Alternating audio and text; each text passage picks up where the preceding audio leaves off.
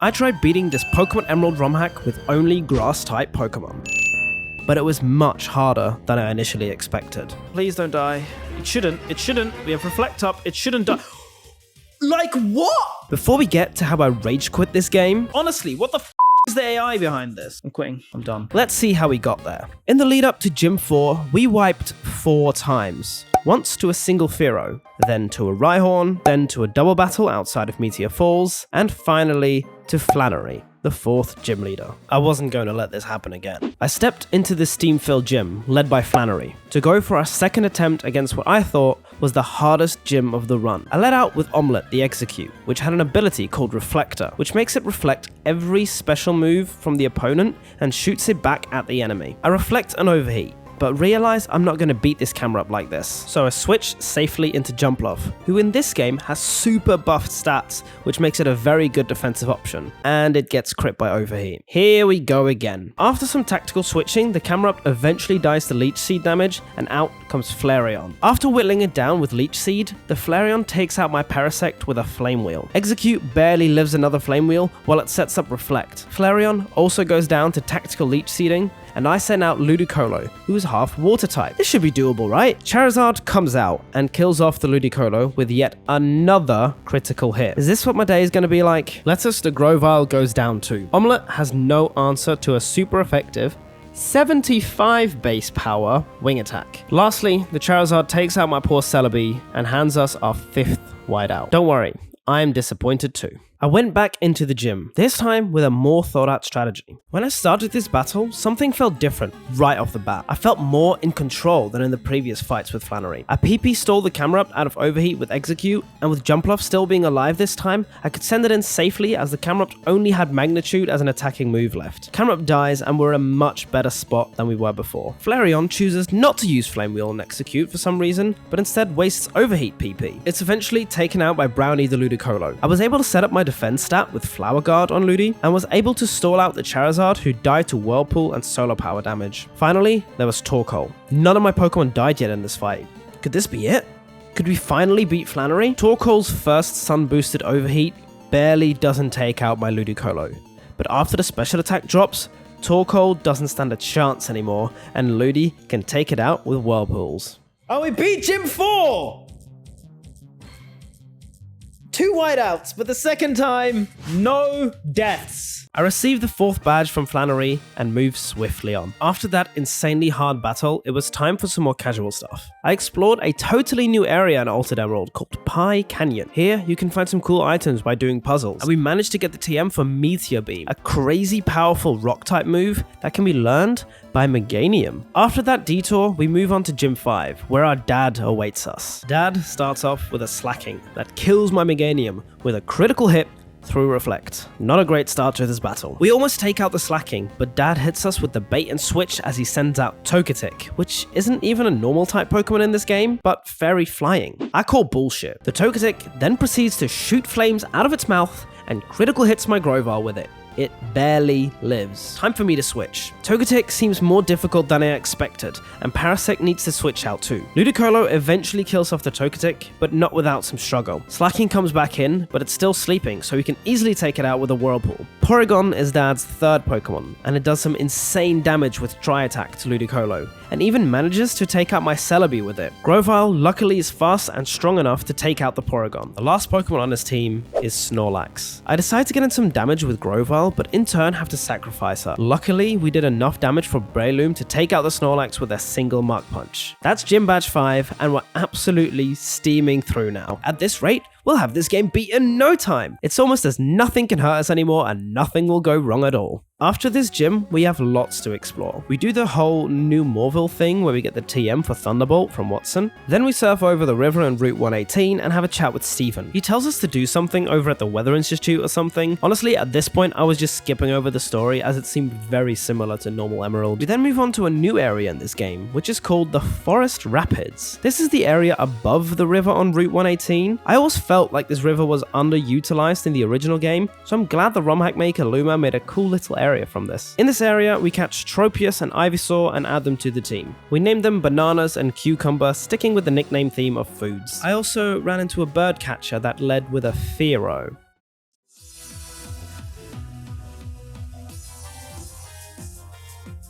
So, but luckily we were able to swiftly deal with this one, even though letters died on us again.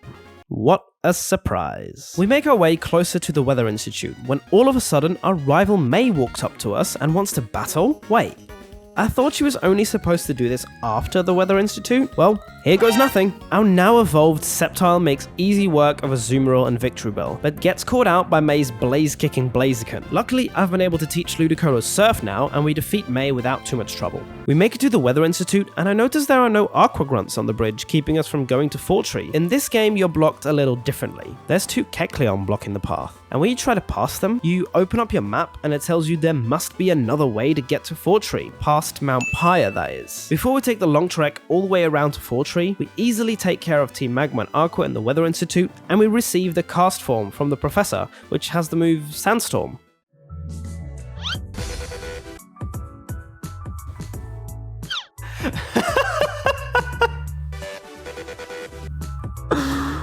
This fucking game!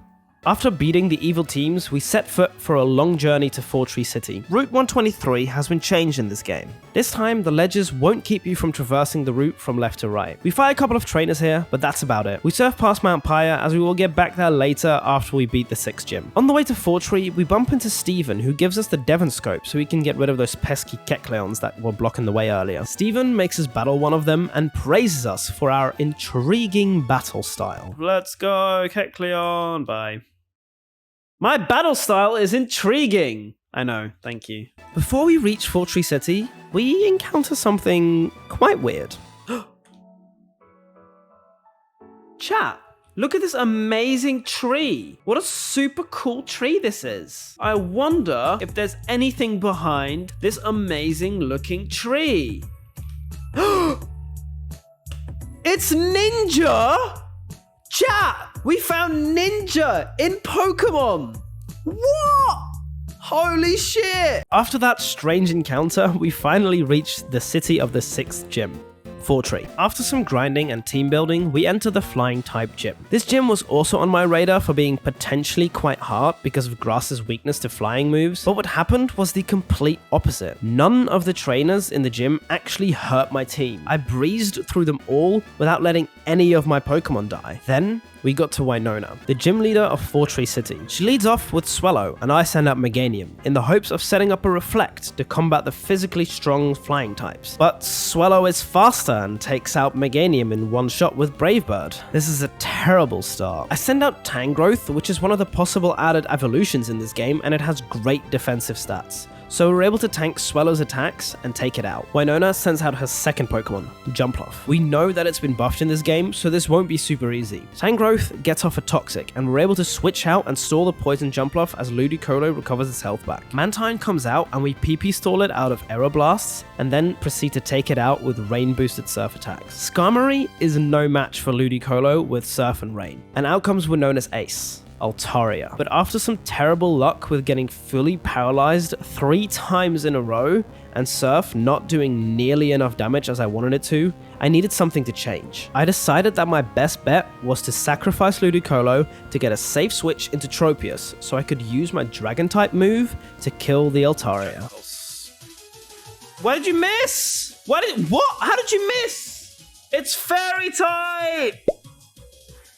Tropius goes down, but luckily I had a Vileplume in the back that had Sludge Bomb and could take out the Altaria. Let's go!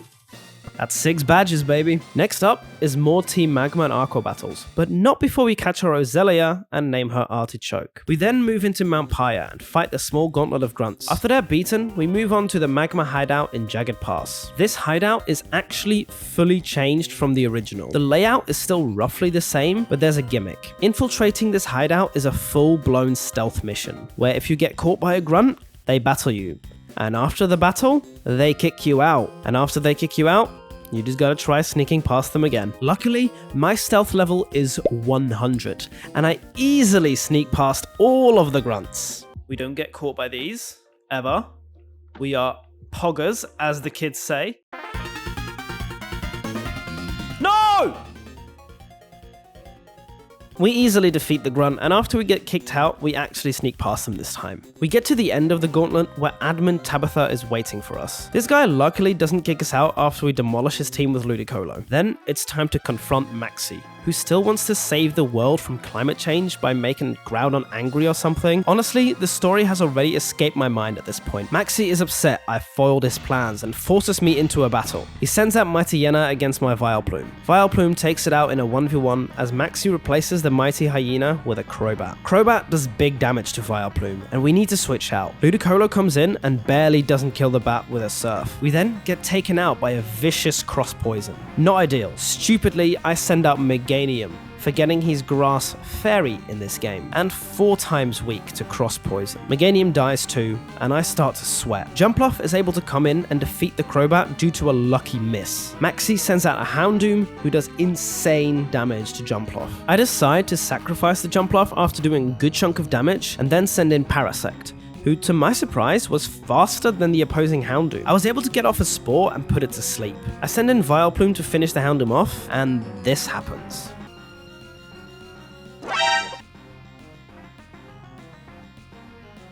Shit. Golem comes out, and Vileplume is able to restore some health by using Giga Drain on the Golem and eventually taking it out. Maxi's Ace Camerupt comes out, and I sacrifice Vileplume to get a free switch to Parasect. We set up by using Spore and Swords Dance and eventually kill off the Fire Camel with a single Shadow Punch, and we finally defeated Maxi. That was a rough one. After we defeated Maxi, we headed to Lilycove, where we made quick work of May and her team. Onto the Aqua hideout. This hideout luckily isn't a stealth mission, but a normal run through the grunts. I'd love to talk more about these grunts, but they were very easy to beat as a lot of their Pokemon are water types and in turn weak to my grass types. Admin Matt only had 2 Pokemon, but his Poliwrath took out my Sceptile with the ability Innards Out. That death counter is getting very close to 100 now. After beating Team Aqua, we set sail off to Mossdeep, and when we got there, it was time to start preparing. I knew that in normal Pokémon Emerald, the Mossdeep Gym could sometimes cause trouble if you're not prepared. So I grinded my Pokemon up to a decent level, taught them some new moves, and went into the gym to fight all the trainers in there. I leveled up to the level cap of 56, and full of confidence, I walked up to the Psychic Twins. This gym shouldn't be too hard, right? This gym shouldn't be too hard. There's nights moments before disaster. Nah, we should be good. While being cocky and overconfident, I missed out on some crucial dialogue. I'll highlight it for you. It reads, your Pokemon. It looks like they haven't explored much yet. You should probably explore the whole sea before you fight us. Are you sure you're ready for us? Yes, I'm sure, said the naive Twitch streamer. The first problems we encounter in this battle are Venomoth and Grumpig. These 2 Pokemon are so meticulously placed together, and I had no idea what was about to happen. Grumpig has the ability Dancer, which means that any dance move that is used on the field, Grumpig will also use. Venomoth used Fiery Dance on my Meganium, and Grumpig was able to finish him off with a Fiery Dance inspired by its ability. We switch in Ludicolo to deal with the Fiery Dancing Moth and Pig. Venomoth stays asleep while Parasect takes out the Grumpig with 2 Leech Lives. We're 1 for 1 now. This can still go well. Out comes Girafarig with the ability Opposite Day, which flips the whole type chart upside down, and at this point, I don't even know what to do anymore. I didn't actually know that my Ludicolo also seemed to have the ability Dancer, so when the Venomoth attacked Ludicolo with Revelation Dance, it used the same move back onto Girafarig. After 2 of those, Girafarig went down and the type chart returned to normal. Tay and Liza send out Jinx, another Pokemon with an ability to aid specifically in this battle. Refrigerate makes every normal type move an ice type move, making it super effective against all my grass types. Both Celebi and Jumpluff go down, and my hopes of beating this gym first try were gone. I had nothing left to give in this battle, and the combo of Venomoth and Jinx took down my last 3 remaining Pokemon. Whiteout number 6, and death number 100. This went downhill way too quick. My Pokemon and I regrouped back at the Pokemon Center, and we knew we had to come up with a better strategy than just going in and hoping for the best. I switched out Meganium for Tangrowth, who has much better defensive stats, and I went in for my second attempt against the Twins. This time, I set up Rain with Ludicolo to prevent Venomoth from using using Fiery Dance against my grass Pokemon. The strategy works, but Revelation Dance still does a lot of damage and eventually takes out Ludicolo. We take out the Grumpig, but Shiftry dies to another powerful Revelation Dance. Girafarig is back with Opposite Day, and this time I'm prepared. A grass type Energy Ball is 4 times effective against Venomoth, who is not Bug Poison in this game, but Bug Dragon. I figured this out much later. The Energy Ball takes out the Moth, and we might actually have a chance of beating this now. Jinx also goes down to Tangrowth, and we see the first ace come out, a level 56 Lunatone. After some back and forth, Girafarig takes out the Parasect with a crit Zen Headbutt. Unlucky. I take out Girafarig with Celebi, and now it's just the Sun and Moon Pokemon left, Solrock and Lunatone. But I underestimate the power of these two. Celebi dies to a Stone Edge, and so does Tangrowth. Sadly, Jumpluff isn't powerful enough to take them out by itself, and we lose the second attempt against the twins. It started to look good though, as we defeated 4 of the 6 Pokemon, and I felt that with some extra strategy and maybe a bit of luck, we could persevere and finally beat Tate and Liza. I went in with even more confidence than on the first attempt to try for a third time. And we wiped immediately without killing even one Pokemon. That's stream for today.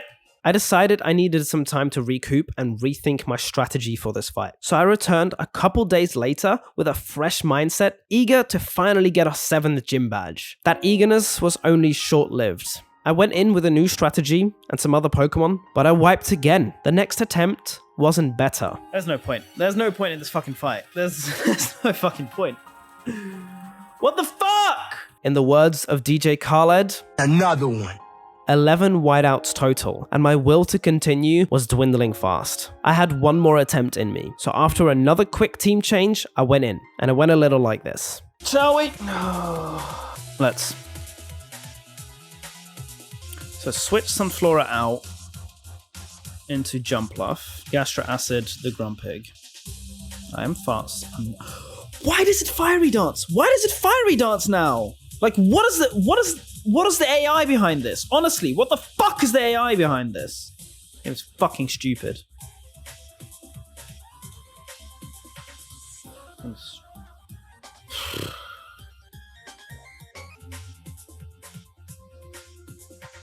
There's no fucking point. There's no point in this game. Absolutely no point in this game.